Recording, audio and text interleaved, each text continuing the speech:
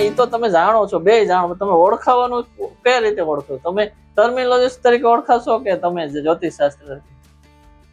એ તો તમારે નક્કી કરવાનું, મારે ક્યાં નક્કી કરવાનું? લે એમ તો તમને પસંદ તો હોય છે ને કાકા, કે હું મને એમ કે આ જ્યોતિષ કરતા મને બધા તો એમ કે છે હવામાન નિષ્ણાત, પણ હું હવામાન નિષ્ણાત છું જ નહીં. હું શીખવાડે છે ઓળખીતા મારો પ્રિય એટલે બધા થોડો ટાઈમ શીખે છે અને પછી ઉપરથી જતું રહે છે. હાફ થઈ જાય છે ઉપરથી, બાષ્પીભવન થઈ જાય. પછી તો એ જ્યોતિષ શીખવું હોય ને તો ફરી જ્યોતિષ ઉપર જતા રહે છે. આ બાબત જે છે ને એ કઈ રીતે મારે એમના મગજમાં ઉતારવી? અચ્છા, કારણ કે આ બાબતનું સીધી શૈલી તો છે જ નહીં. આ બાબતનું સમજાવું, સરળ સમજાવું તમને. આ તો જમીન સાથે જોડાયેલો વિષય છે. માણસ ભૌગોલિક જાણતો હોવો જોઈએ બધું. એ તો સૌરાષ્ટ્ર અને ગુજરાતમાં પરંપરાગત જ્ઞાન પ્રમાણે તો આખી આગળ જોવા વધારે છે. એ પ્રશ્ન હતો આ વર્ષે ઉનાળાની અંદર માર્ચ 8-10 માર્ચ છે અત્યારે, તો બી એટલી બધી ગરમી પડે, એનું કારણ શું છે? પછી વૃક્ષો બરાબર ના આવ્યા. બીજું કઈ ગ્લોબલમાં ગ્લોબલ વોર્મિંગ નું કહેવાય છે કે હવે ઉષ્ણતામાન વધી રહ્યું છે વિશ્વનું. એક કારણ છે. એ કારણ તો હવે વધારે વરસાદ આવે તો ગ્લોબલ વોર્મિંગ, ઓછો વરસાદ આવે તો ગ્લોબલ વોર્મિંગ. જયારે સફરનો દુકાળ પડ્યો ત્યાં તો બધું હતું, આપણું જંગલો, વસ્તી ઓછી હતી, આવા કોન્ક્રીટના મકાનો હતા, છાંટો વરસાદ નો પડ્યો તોય 7.5 વર્ષ દુકાળ પડ્યો. અને એક વાર ઘણા વખત વરસાદો વધારે આવેલા છે. અને અમે નાના હતા ત્યારે દિવાળી સુધી વરસાદ આવતા હતા. અચ્છા, ઘણા. અરે 1975 કેટલો વરસાદ આવ્યો હતો અને 1972 દુકાળ પડ્યો હતો. 1973 સાબરમતી નદીમાં પૂર આવ્યું હતું. એટલે આ ગ્લોબલ વોર્મિંગ ગરમ થયેલું છે હશે પણ એનો કઈક રેશિયો નક્કી કરવો પડે. એનું ગ્રાફિકલ રિપ્રેઝન્ટેશન થવું જોઈએ. આ વર્ષમાં આવું થશે, આ વર્ષમાં આવું થશે, એવું પાકું કોઈ નહીં કે પાકું. એટલે વધારે વરસાદ થાય તો ગ્લોબલ વોર્મિંગ, ઓછો વરસાદ થાય તો ગ્લોબલ વોર્મિંગ. બરાબર.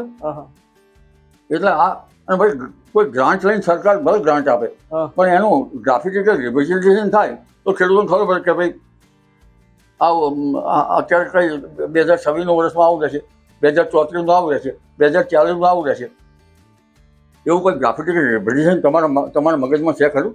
ના, એવું કોઈ આંકડા કે કોઈ નથી, કોઈ એવું સચોટ કહેતું નથી. તો વાત છે. તો પછી એટલે હું આપને કહ્યું કે તમે એમ કહેવા માંગતા હતા કે કાર્બનનું સ્તર વધ્યું છે, રોડ કોન્ક્રીટના મકાનો વધ્યા છે. રોડ કોન્ક્રીટના મકાનો વધ્યા છે તો હમણાંથી ચોમાસા સારા આવે છે. સારા જ આવે છે. દુષ્કાળ ક્યારે નહીં પડ્યો 1902. અને ઉપરથી અલબત્ત વરસાદ બહુ આવે છે. ખેડૂતોને રડાવે પાછલા વરસાદ સૌરાષ્ટ્ર, આપણને ગમે નહીં એવું. પણ એક બીજો એ સવાલ હતો કે તમે આટલી બધી ઉંમર છે તમારી, તમે ક્યારે એવું લોકો કે યુવાનોને ક્યાંય શીખડાવો છો કે તમારા પછી તમારો વારસો કોણ છે? અંબાલાલ કાકા પછી આ બધું કોણ કે છે? આ નોલેજ છે? હમણાં મેં જરા અમારો એક વિભાગ ચાલે છે મીટરોલોજીનો, એમાં આણંદમાં. એમાં ગ્રહોના આધારે આના આધારે પણ આગાહીઓ કરવામાં આવે છે. અચ્છા, નક્ષત્રોના. એમાં જે કોઈ મીટરોલોજી ભાઈ હતા ડોક્ટર, એને થોડું શીખવું છે. એ મારે ઘેર શીખવા આવવાના છે. બાકી તો હું કોઈ ભાઈ અહીંયા શીખવા આવે છે ઓળખીતા અમારો પ્રિય એટલે બધા થોડો ટાઈમ શીખે છે અને પછી ઉપરથી જતું રહે છે. હાફ થઈ જાય છે ઉપરથી, બાષ્પીભવન થઈ જાય. પછી તો એ જ્યોતિષ શીખવું હોય ને તો ફરી જ્યોતિષ ઉપર જતા રહે છે. આ બાબત જે છે ને એ કઈ રીતે મારે એમના મગજમાં ઉતારવી? અચ્છા, કારણ કે આ બાબતનું સીધી શૈલી તો છે જ નહીં. આ બાબતનું સમજાવું, સરળ સમજાવું તમને. આ તો જમીન સાથે જોડાયેલો વિષય છે. માણસ ભૌગોલિક જાણતો હોવો જોઈએ બધું. એ તો સૌરાષ્ટ્ર અને ગુજરાતમાં પરંપરાગત જ્ઞાન પ્રમાણે તો આખી આગળ જોવા વધારે છે. તમે અમને રમણીકભાઈ વાત કરી, રમણીકભાઈ આવી રીતે કરે છે ને ખબર છે. અને બીજા બધા ઘણા છે સૌરાષ્ટ્રમાં અમારા મિત્રો. એ પેલો દ્વારકામાં છે, અમારા વખતે સાજણભાઈ હતા. સાજણભાઈ ઓફ થઈ ગયા છે. હવે એ સાજણભાઈ મને ટપાલ લખી અને મીડિયામાં આદાન પ્રદાન કરતા હતા કેવું રહે. સાજણભાઈ સિવાય બીજા ઘણા હું ઓછા ઓળખું છું પણ છે ખરા. તો લોકો તમે શીખવાની વાત કરી તો મેટ્રોલોજીસ્ટમાં કેમ એટલો બધો અભાવ છે કે એ પ્રમાણે કેમ લોકો નથી શીખતા? કે આપણે ત્યાં વ્યવહારુ જ્ઞાનમાં 5 પછી લોકો જ કેમ આવા છે? જ્યોતિ શીખવા બહુ તૈયાર થઈ જાય. હા. આમાં શું દક્ષિણ ગોળાર્ધની પ્રવર્તતી વરસાદની સ્થિતિમાં આપણે કહેવાનું ચાલુ કરીએ હા. અને પછી જ્યોતિષનું ચાલુ કરવા માંડીએ એટલે પછી ધીરે ધીરે આ છોડી દેશે. આ વરસાદ કેમ આવશે? સામાન્ય હું શીખવાડી દઉં છું. સપ્તનાડી ચક્ર મુખ્ય છે. તેમાં નિર્જલ નાડી, જેમ કે અધિપતિ શનિ છે તેમાં નક્ષત્રનો 3 કે 4 નક્ષત્ર છે. એ નક્ષત્રમાં પ્રચંડ વાયુના કહેવામાં આવે છે. જો એમાં એ નક્ષત્રમાં યોગ બને ગ્રહોના તો પ્રચંડ વાવાઝોડા આવે. ત્રણ નાડી, એનો અધિપતિ સૂર્ય છે નિર્જલ નાડીમાં, એમાં વાયુક્ષોભ થાય તે સમયે વંટોળિયા સ્થાનના નામ સામાન્ય વાવાઝોડા હોય. દહન નાડીમાં હોય એનો અધિપતિ મંગળ છે, તો એમાં ગરમી પડે. દહન એટલે ગરમી પડે. અને સૌમ્ય નાડીનો અધિપતિ ગુરુ છે, તો એમાં હવા સમશીતોષ્ણ રહે. હવે આ બધી જળદાયક નાડીમાં જોવા જઈએ તો નીર નાડીનો અધિપતિ શુક્ર છે. 2 જ ગ્રહ એવા છે જે વરસાદનો પોષક છે. પછી ઘણા બધા ગ્રહ વરસાદનો પોષક છે, પણ બુધ ને શુક્ર નજીકના ગ્રહ છે એ વરસાદનો વધારે પોષક છે. બીજું તમને હું તમને નામ લઉં, કોઈ અમારે જ્યોતિષનો વાંધો નહીં તમને? ના ના, અમને કઈ નહીં વાંધો. ધનસુખભાઈ શાહ આ બાબતનું ધનસુખભાઈ શાહ પૂનામાં હતા, નહીં તમે નહીં ઓળખો? ઓળખો, નામ સાંભળ્યું. એ આ બાબતમાં ઘણું પ્રયત્ન કરતા હતા, પ્રયત્ન કરેલો છે બુધ અને શુક્ર. હવે નીર નાડીમાં શુક્ર છે, એ નક્ષત્રમાં જો વાદળો થાય કે કંઈક ચિહ્નો બને તો વરસાદ, વાદળ થાય વરસાદ આવે.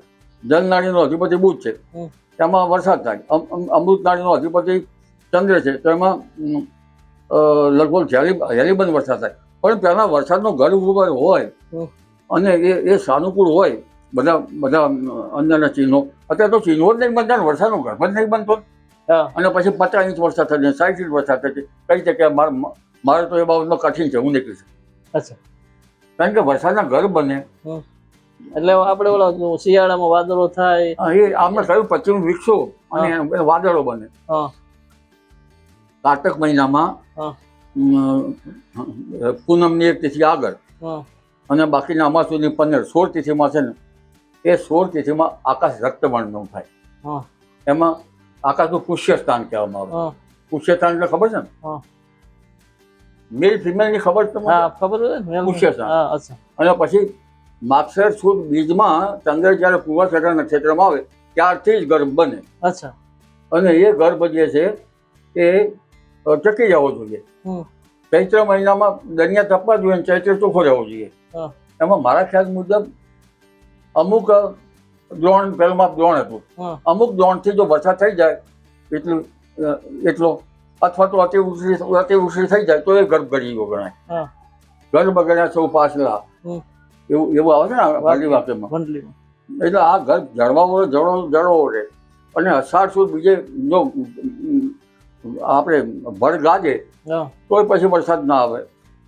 અને અષાઢ સુદ પૂનમે બરાબર ભેજકાળ મધ્ય છે, ભેજ બરાબર જામવો જોઈએ. એ શાનાથી ખ્યાલ આવે? ચંદ્રથી. ચંદ્ર ઉપર કુંડાળું દેખાય, ચંદ્રનું કુંડું. અને એને કહેવામાં આવે છે હાંડો. હાંડો જોઈ ઘણા. અને પેલા આશ્રમને કહેવામાં આવે છે બાંડો. આ ટર્મિનોલોજી છે ગામડાની. એ બેના જે પરિવેશ આખું હોય એ દેખાવા જોઈએ, એટલે તો પણ વરસાદ સારો આવે. અને સૌરાષ્ટ્રમાં તો કહેવત છે, જગડુસાનો બોલ છે કે પુનર્વસુમાં વરસાદ થાય. લગભગ 5મી 7મી જુલાઈ પછી હોય ને, એમાં થાય છે. જગડુસા શેઠનું નામ સાંભળ્યું તમે? સાંભળ્યું. મિયાણી અસરબંદરી, એમાં કોલ છે, એવું એક વાક્ય આવે છે. અને જૈનોમાં કહેવત છે શ્રવણ પંચકા. શ્રવણ પંચકામાં વરસાદ આવી જાય તો વૈશાખ વદમાં જ્યારે ચંદ્રનું નક્ષત્ર શ્રવણમાં આવે ત્યાર પછી જૈન મુનિઓએ વિહાર કરવો નહીં, કારણ કે હવે વરસાદ થશે, સ્થિર થઈ જાય. એક જ તમને ચીજ આપું વરસાદની. સામે પશ્ચિમ છે, સામેની દિવાલા, બરાબર. અને સવારે અત્યારે વરસાદ આવ્યો, સવારે વરસાદ નહીં, સવારે વરસાદ, સવારે ત્યાં મેઘધનુષ થયું, પૂર્ણ મેઘધનુષ. તો સાંજ સુધીમાં વરસાદ તૂટી પડે. વરસાદ આવતો હોય અને પૂર્વમાં મેઘધનુષ થાય તો વરસાદ લગભગ જાય. આવું જાણવા વાળા હતા હવે પેન્ટ શૂટ વાળાઓ જાણે તો પેન્ટ શૂટ તો ભરેલું ને એ ટર્મિનોલોજીને વિકસાવવાની જરૂર છે. સવારના પરમાં વરસાદ થાય, ગાજે વરસાદ થાય તો સાંજ સુધીમાં ઘણો વરસાદ થાય. આવા બધા ચિહ્નો છે. એક બીજો સવાલ કે અંબાલાલ કાકા બે રીતે કે જ્યોતિષમાં જાણે ટર્મિનોલોજીમાં જાણે, તમે કેનું ઓળખવાનું પસંદ કરશો? કોઈ ઓળખવાનું કહે તો તમે આમ ટર્મિનોલોજીસ્ટ છો કે જ્યોતિષ શાસ્ત્ર છો? બંનેનું એકઠું કરવું પડે. આપણું ચોમાસું છે ગ્લોબ છે, ગ્લોબલ. આપણા ચોમાસાની અસર દક્ષિણ ગોળાર્ધમાંથી મેં અમને સમજાય ને પ્રવર્તતી વરસાદની સ્થિતિ. તમે એ તો તમે જાણો છો, બે જાણો, તમે ઓળખાવાનું કઈ રીતે ઓળખો? તમે ટર્મિનોલોજીસ્ટ તરીકે ઓળખાશો કે તમે જ્યોતિષ શાસ્ત્ર? એ તો તમારે નક્કી કરવાનું, મારે ક્યાં નક્કી કરવાનું. તમને પસંદ તો હોય છે ને કાકા કે મને એમ કે આ જ્યોતિષ કરતા બધા તો એમ કે છે હવામાન નિષ્ણાત, પણ હું હવામાન નિષ્ણાત છું જ નહીં. કેમ? એટલો નીચે પટ્ટો લખી ગયો હવામાન નિષ્ણાત માટે કેટલું બધું મહેનત કરવી પડે. આધુનિક ટર્મિનોલોજી જાણવી પડે, પેલી જાણવી પડે, અને ઉપર એટલાન્ટિકાની અસર થાય છે. આ બધું પૂર્વ આફ્રિકાની અસર થાય છે, આ બધું દક્ષિણ ચીનની અસર થાય છે. ઘણી વખત ચોમાસું આપણે બરાબર વરસાદ અહીંયા આવે ને, વાવાઝોડા વરસાદ આવવાનો હોય તો પછી દક્ષિણ ચીનમાં લો પ્રેશર બની જાય. ત્યાં પેલું નથી શું કહેવામાં આવતું, એક સિસ્ટમ મને આપણી સિસ્ટમ હર કરતી બંગાળ ખાડી દક્ષિણ ટર્મિનોલોજીનો ઉપયોગ કરવો પડે. સમુદ્ર ગરમ કેટલો છે નથી ગરમ કઈ રીતે ખબર પડે? જોવો ખરા જોવું તો એમને તો કઈ રીતે ખ્યાલ આવે? એમને આ રીતે ખ્યાલ આવે કે અમે કેમ પંચાંગ જોયું? આગળનું જાણવું તો પંચાંગ તો જોવું પડે. પંચાંગનો ઉપયોગ સવિશેષ કરું છું, કારણ કે ટર્મિનોલોજી ક્યારેક સાચી પડે છે ક્યારેક ખોટી પડે છે. એવું મારું માનવું છે. સમુદ્રનું તાપમાન 27, 27 ડિગ્રી 28 ડિગ્રી હોય, ઉપલા મિનિટ બરાબર હોય તો વાવાઝોડા થાય. અમારે સમુદ્રનું તાપમાન તો જાણવું પડે ને મારે, કેટલા છે કેટલું લઈએ. ઓકે. તો આ હતા અંબાલાલ કાકા. એમણે વાક્ય જે ઉનાળાની ઋતુ છે, તડકો કેવો પડશે એના માટે વાત કરી. ચોમાસું એકંદરે સારું રહેશે એવું પણ કીધું છે. અને અમેરિકાની જે પોતાની વર્ચસ્વ વાળી નીતિ છે એના કારણે કદાચ બીજા લોકોને થોડું ઘણું સહન કરવું પડે એવી વાત કરીશ. અમે ગુજરાતના ખેડૂતો અને ખાસ કરીને ગ્રામ્યમાં રહેતા લોકો માટે ઘણી વખત નવા વિડીયો બતાવતા હોય છે. અંબાલાલ કાકા હજી આખું ચોમાસુનું અનુમાન થઈ શકે એમ નહીં. આપણે ત્યાં હજી બી અમુક સમય બાકી છે. હજી તો ખાલી હોળીનો એક પવન જ ગયો છે. બાકીના જે અખાત્રીના છે એ બધી વાત બાકી છે. એટલે હજી કઈ કશું કઈ ન હકાય. છતાં બી કેવાડા અને જ્યોતિષ પરંપરાગત લોકો એવું કહે છે કે એકંદરે ચોમાસું સારું રહેશે. હું જોગલનાથ અને અમારી સાથે સાગર જોશી, બંને મિત્રો આવી ગયા ગાંધીનગર. અમે તમને અવનવી આવી વાતો બતાવતા રહે. તમને કેવું લાગે, તમારું શું કહેવાનું છે અમારી આ સ્ટોરી વિશે નીચે કોમેન્ટ બોક્સમાં લખજો અને સબસ્ક્રાઇબ કરવાનું ન ભૂલતા. જય ગરવી ગુજરાત. Thank you.